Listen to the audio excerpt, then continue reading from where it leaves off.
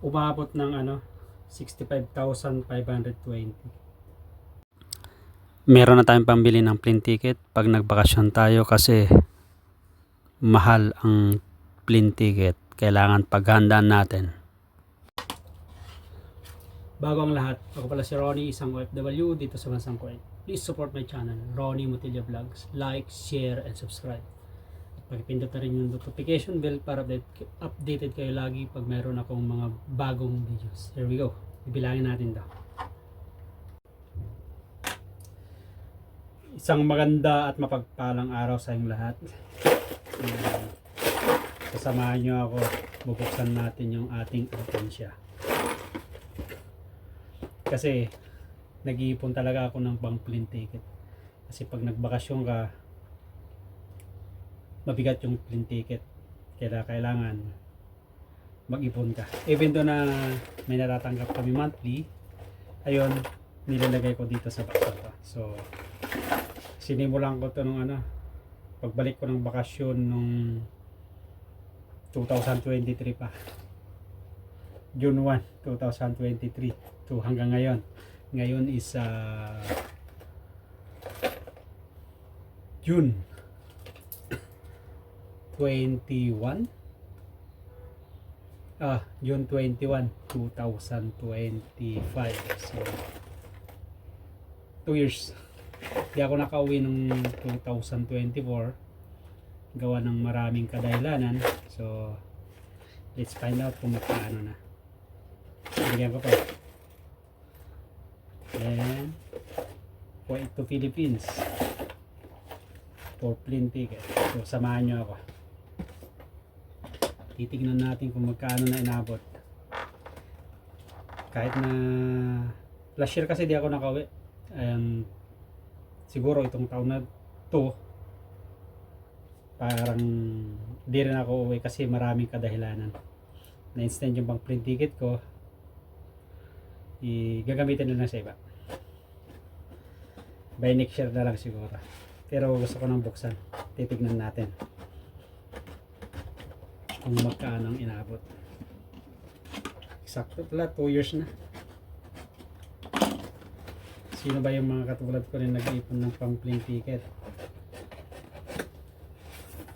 So mabigat, lalo pag bakasyon ka, yung peak season, mahal ng ticket. Kaya ito, titignan na natin. By the way, every month may natatanggap kami kasing 10 point something KD na sa ticket kasama sa sweldo namin, kaya inipong ko. Titignan natin kung magkano inabot. Ayun na dapat tong next month is may bakasyon ko na, kaso di ko alam kung makakauwi ako.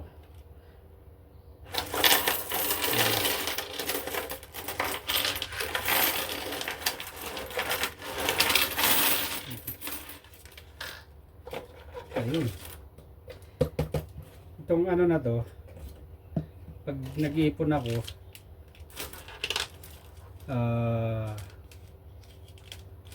itong buo na to, talagang ito yung ticket na binibigay sa amin. Itong barya, yung food allowance ko, yan yung pag may sobra, bumibili ako sa bakala, tinatawag na kung baka sa atin, sari-sari store. Pag may sobra, nilalagay ko dito kay barya. Kaya yan, naipon. Within 2 years yan, hindi ko alam kung magkano na inabot. So magkano na kaya inabot. Samahan nyo ako at bibilangin natin. So ito na, bibilangin na natin. Ito yung kape. Tulad ng sabi ko, every month meron kaming, actually meron na akong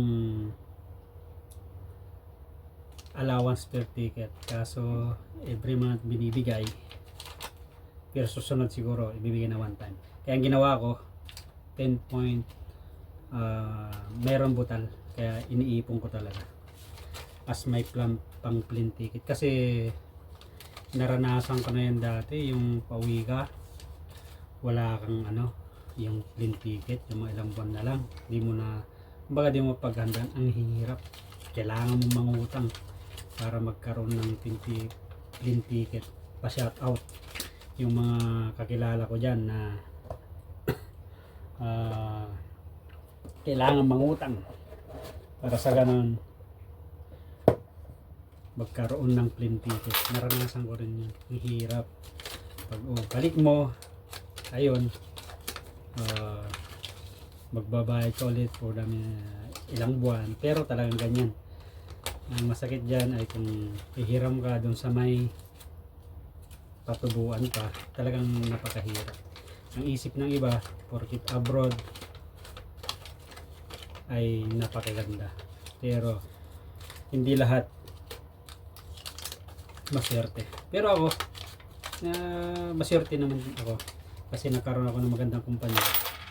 Nasa sayo na kung paano mo i-manage, mag-ipon. Katulad nito, ticket. Ito ay ticket ko to for 2 years. Meron din yung buwan na di ko nalalagyan. Pero hanggat maaari talagang nilalagyan ko.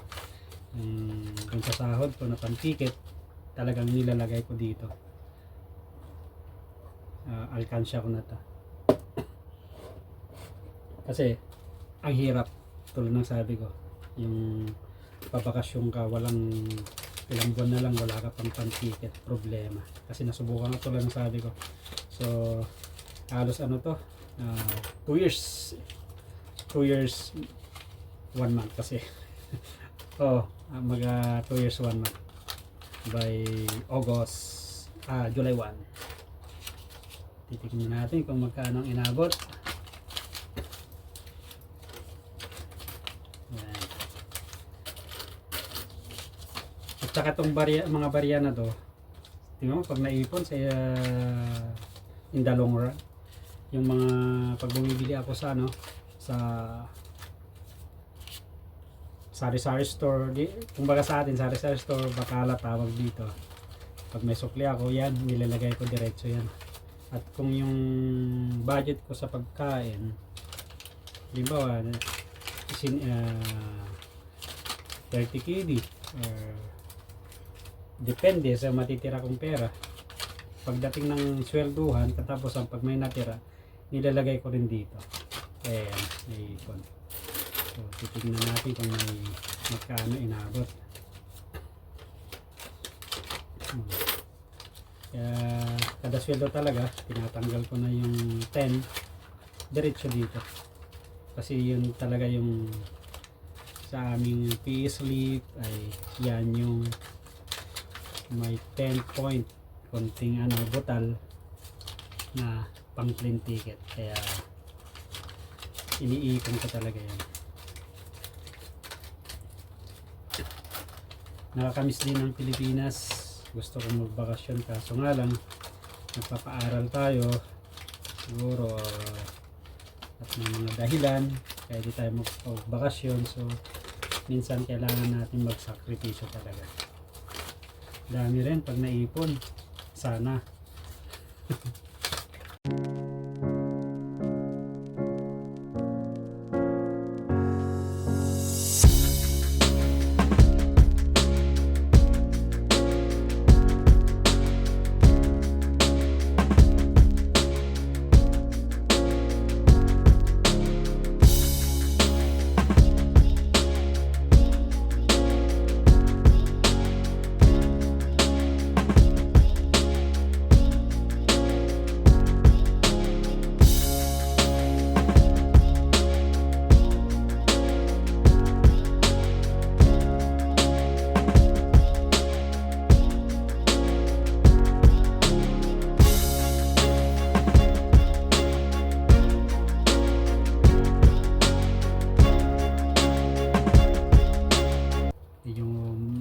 Makapal-kapal na rin to,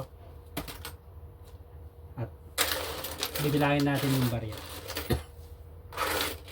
tapos ipapalit natin pa ganun. Ang bilis din pag nag-ano ka talaga, pag naipon kahit pa konti-konti in the long run, pag naipon marami rin, malaki. So Ito, bilahin muna natin ulit. So, pag tigpa 5 KD siguro ilagay natin at papalit natin.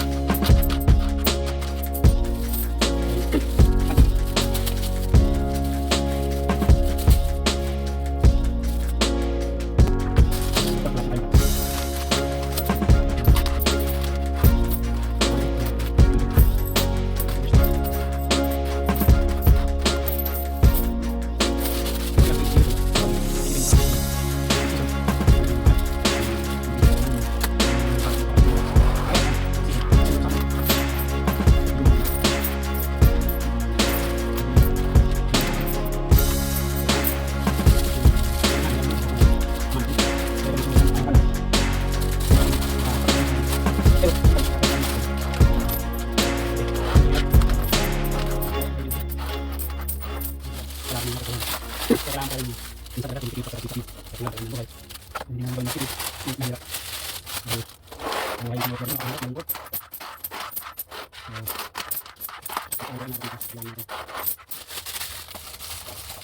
Ayan, tapos na tayo.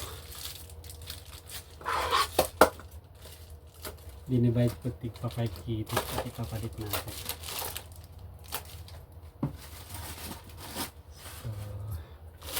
Para malaman natin kung magkano ang inabot. Umipon natin ng 2 taon sa ating plane ticket. Okay. So, ito muna. Titignan natin kung magkano inabot.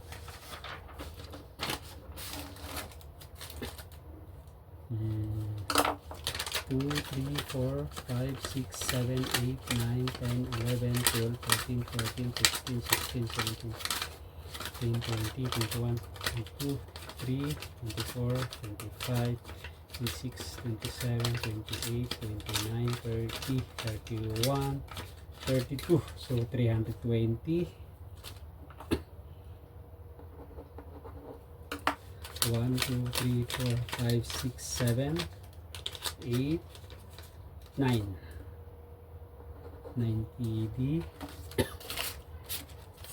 Tapos 5, 10, 15, 20, 20, 35. So 4, 6, yun, umabot ng 364 KD. Ngayon, magkano kaya sa peso to? Let's say sabihin natin 180. Even though na mas mataas pa palitan.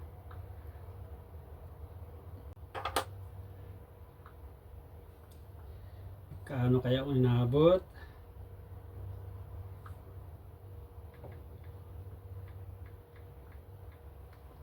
So umabot ng ano 65,520.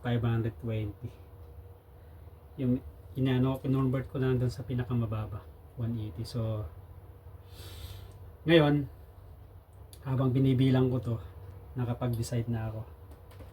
Itabi ko na lang to para sa pang plane ticket. At least hindi ko na problemahin kung di man ako makauwi next month, kasi yun na yung schedule ko, bakasyon. Siguro by first quarter 2026, at least di ko na problemahin kasi mahirap talaga. Kailangan pag-ipunan yung plane ticket. At least di ko na isipin na, kasi mga ilang buwan na is mag 2026 na. At least ito lang sabi ko, hindi ko na problemahin pag nagpakasyon ako. At least meron na.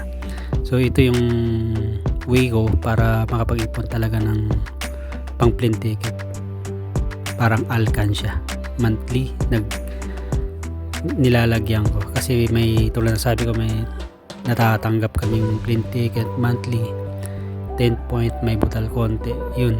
Tapos pag may sobra rin akong tulad ng food allowance at the end of the month, kasi panibagong buwan, panibagong sweldo, nilalagay ko dun. Kaya hanggat in the long run, pag naipon, marami-rami rin talaga. So Yun, maraming salamat. At least nagaya ko ito sa kasama ko sa trabaho dati, kasi yun yung ginagawa, kaya nagkaroon din ako ng idea.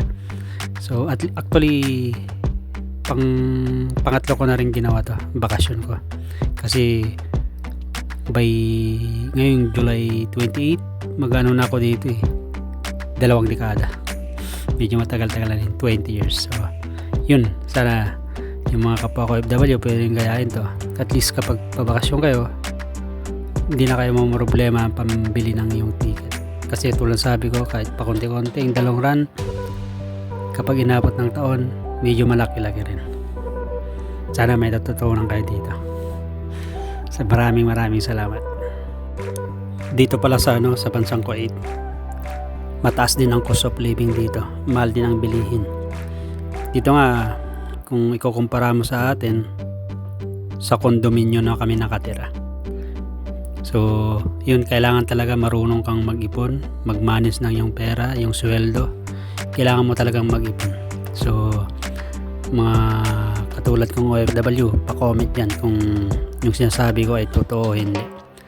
At mga hindi lang naman dito sa bansang Kuwait, kahit sa manang panig ng mundo, talagang mahal ang cost of living at kailangan marunong kang mag-ipon sa iyong sweldo. So maraming salamat ulit. Pa-support naman ang channel ko, like, share, and subscribe. Ronnie Motilia Vlogs. At pakipindot na rin yung notification bell para updated kayo lagi pag mayroon akong mga bagong videos. Ako pala si Ronnie, isang OFW dito sa bansang Kuwait. Ang pagiging isang OFW ay napakahirap. Talagang mahirap. Kabakala ng iba, masaya. Pagkasama pamilya mo, sigurado, oging-ogi ka. Pero pag manayo ka, kailangan mo talagang magtiis, magtiyaga. Dahil napakahirap. Mahirap talagang malayo sa pamilya. Kailangan matatag ka. Kasi kung hindi, masisira ang pamilya mo. Pa-comment dyan yung mga nasabi kong ito, kung hindi totoo. Kailangan matatag ka talaga. Homesick. Napakahirap pag tamahan ka ng homesick. So again, mga ka-OFW sa mga sulok ng mundo at mga kababayan ko sa Pilipinas, ang maganda at magpagpalang araw sa inyong lahat. At maraming salamat. At kita-kits sa mga sunod kong videos. Have a nice and great day to all of you.